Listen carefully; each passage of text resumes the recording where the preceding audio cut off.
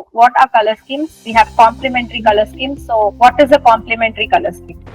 And if you see the triangle, no, you must have picked one color, and you see 1, 2, 3 colors. 3 colors gap is there, and then another color, and then 1, 2, 3 color gap is there, and then another color. So it's like the difference is 3 colors. Remember that, okay? For triadic, it's an equilateral triangle. For square, what do you see from the picture? So the ones that are selected here are primary colors. But are these primary colors? So you select one color, you have 2 color gap, and then one color, 2 color gap, one color, 2 color gap. Okay, so you can remember it that way. So what about tetradic? It's double complementary, right? About color psychology. So what do you mean by psychology? So here we are talking about color psychology, right? Means when you look at a color, what do you feel? How do you think? How is your behavior changing? Okay, so we are going to look at psychology with respect to color. So if you ask me, like do colors have impact on human behavior? It's a big yes. So one particular thing I wanted to show is this picture. So can you all see this picture? What do you see? The walls are color, the walls are black, the sofa is black, the bed is black. Looks like everything is dark. So of course it affects your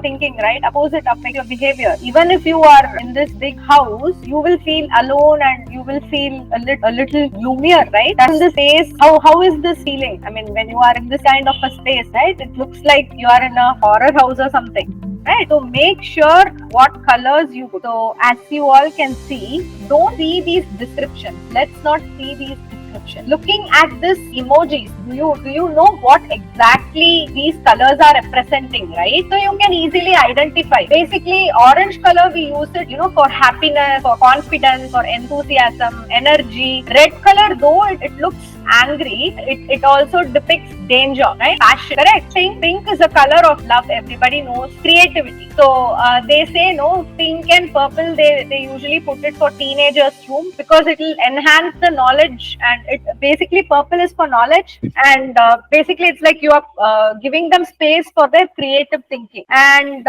gray, black, white. So these colors are related to royalty. Okay, so we'll talk about how it can be implemented in interior spaces. And then talking about blue and green, so they are related to calmness and relaxation. So when you want to have a calming or a relaxing space, you can go for green and blue. But make sure that these are cool colors, right? You remember, right? So these are cool colors. So if you use cool colors so much, it will give you a dull feeling. Remember that. And your green can also represent nature.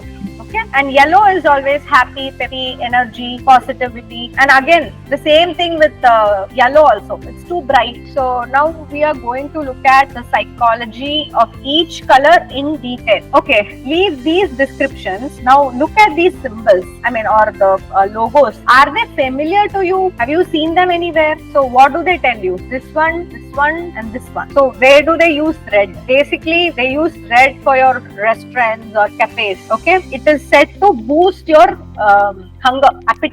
boost your appetite. So when you see basically some red name board like this restaurant, that restaurant, even if you don't feel hungry, you might want to go there and have a look.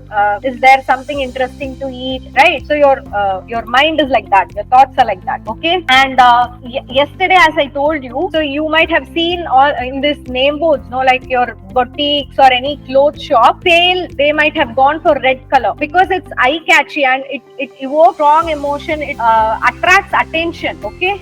So now let's see in interior spaces, how can we use red? So since red is a warm color, it is not recommended to go for full red. Okay, if you want to highlight some elements, you can go for red. Else it's going to be like very stressful and very irritating. Maybe 1 or 2 days you might not feel it, but over the period of time you might feel a little stress or you might feel a little irritated. Okay, so red is ideal for living and dining spaces in a very small quantity, and it is also said to have to give you like your willpower and all that. So it can also be used in home office and creative spaces, but make sure to pair it with calming colors like white or beige, right? So which is yellow. So yellow, as we already spoke, you can see what is this. Again, yellow, if you look, it gives you a very positive and it gives you a very friendly feel, and it attention of window shoppers.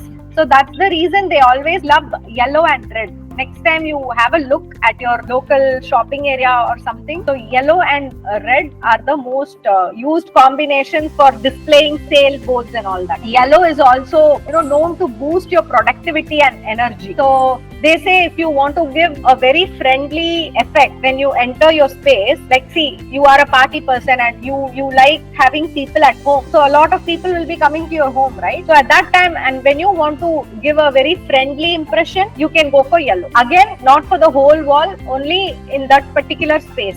Maybe in your, lobby or something, or some kind of an element you can use with yellow, but use it in a very minimal ratio. Okay, so when it comes to interiors, otherwise you can use it for kitchen, dining, bathrooms to have an energizing and welcoming feel, right? So all these texts you can read it.